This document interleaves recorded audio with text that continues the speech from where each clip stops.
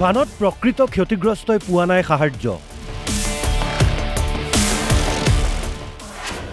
বানত ক্ষতি নোহোৱা লোকৰ একাউণ্টত সোমাইছে 15,000কৈ টকা। একেটা পৰিয়ালৰে 2-3জনে পাইছে ক্ষতিপূৰণ। নাই পোৱা। আমি জাজি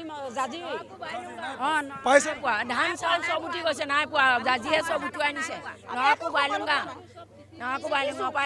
ধৰক ধান চাউল চব উঠি গৈছে, একো পোৱা নাই। সেইবিলাক মানুহে পোৱা নাই। যাৰ ঘৰত পানী হোৱা নাই তেওঁলোকৰ মানুহে দুঘৰ মানুহে পাইছে।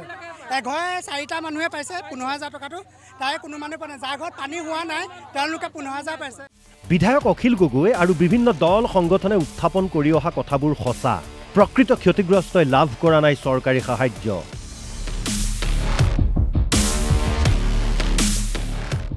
তাৰ সলনি একাংশ ক্ষতিগ্ৰস্ত পৰিয়ালৰ 2-3জনে পাইছে 15,000কৈ টকা। ক'ৰবাত আকৌ ঘৰৰ ভিতৰত পানী নোসোমোৱা লোকেও পাইছে সাহায্যৰ ধন। এনে অনিয়মৰ বিৰুদ্ধে আতাচুৰ প্ৰতিবাদ। আতাচুৰ গণবিক্ষোভত কঁপি উঠিল শিৱসাগৰ।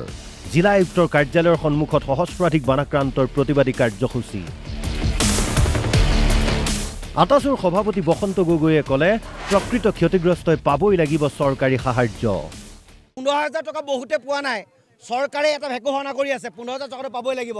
আজি হাজাৰ হাজাৰ ৰাইজ ওলাই আহিছে কিহৰ কাৰণে? যে চৰকাৰে দিয়া প্ৰতিশ্ৰুতি পূৰণ কৰিব পৰা নাই।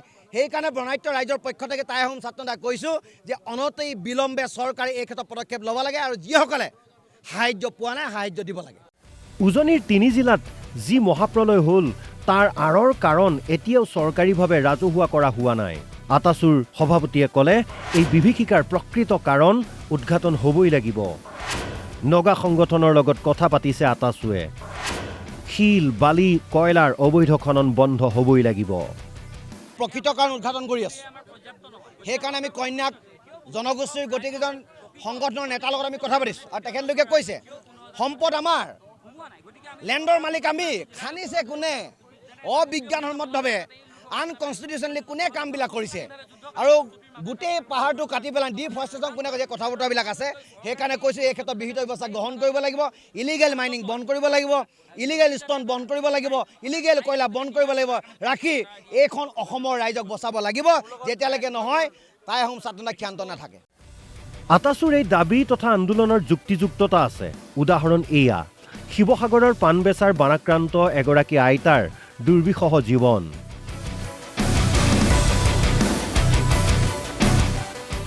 সাহায্যৰ অভাৱত এতিয়াও পৰিষ্কাৰ কৰিব পৰা নাই নিজৰ ঘৰখন।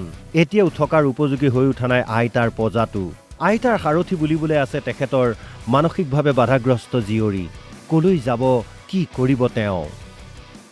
এইগৰাকী আইতা আচলতে সেই তালিকাভুক্ত কিয় এতিয়ালৈকে হোৱা নাই? আইতা আহক, অকণমান আগলৈ আহক। বোকাত ঘৰটো বা বানত ঘৰটো থকাৰ অনুপযোগী হৈ গ'ল। এতিয়া আমি যেতিয়া গৈছোঁ ভিতৰলৈ, ভেকেট গোন্ধ। সেইবোৰলৈ জিলা প্ৰশাসনৰ কোনো ভূক্ষেপ নাই। অৱশ্যে একাংশ স্থানীয় সচেতন যুৱকৰ দৃষ্টিগোচৰ হোৱাত হাতে কামে লাগি ঘৰটো চাফা কৰি আইতাক সহায় কৰি দিলে। পাণ যোৱাৰ পিছত যিহেতু মানুহবোৰ চবে নিজৰ নিজৰ পৰিৱেশত ব্যস্ত হৈ গুচি গৈছে, কোনেও কাৰো মুখলৈ চাব নোৱাৰা এটা পৰিৱেশ হৈ গৈছে। গতিকে আমি এই ক্ষেত্ৰত আইতাগৰাকীক আমি পাণবেচা যুৱকবৃন্দ হিচাপে, পাণবেচা অঞ্চলৰ যুৱকবৃন্দ হিচাপে এই কামখিনি সামান্য পৰিমাণে যিখিনি পৰ্যায়ৰ মানে কৰিব পাৰোঁ সেইখিনিকে কৰি দিবলৈ আহিছোঁ। বা এই পাকঘৰটোৰ ক্ষেত্ৰত যিখিনি কৰি দিব লাগে বা ঘৰৰ ভিতৰখিনি যিখিনি কৰি দিব লাগে আমি সেইখিনি কৰিবলৈ আহিছোঁ। আৰু বিভিন্নজনক 2-এজন ব্যক্তিৰ পৰা আমি সহায় বিচাৰিছোঁ যদিও যথেষ্ট কম পৰিমাণেহে আমি সহায় কৰিব পাৰিছোঁ আইতাগৰাকীক তেওঁলোকৰ ফালৰ পৰাও।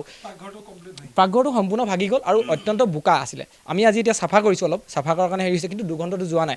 ইফালে বানাক্ৰান্তৰ বাবে উচিত ক্ষতিপূৰণ দাবী কৰি মঙলবাৰে শিৱসাগৰৰ বৰ্ডিং খেলপথাৰত এক গণসমাৱেশৰ আয়োজন কৰিছে অখিল গগৈয়ে। এই সমাৱেশৰ বাবে মাইক যোগে ঘোষণা ৰাইজৰ দলৰ কৰ্মীৰ।